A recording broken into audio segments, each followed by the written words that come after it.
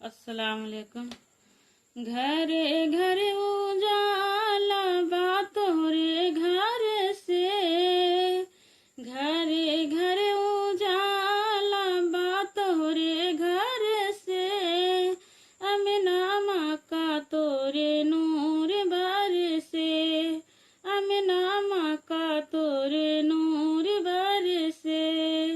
आका कयामत के गरमी पड़ते बा, धूप से सारी बदनवा जलत बा, धूप से सारी बदनवा जलत बा।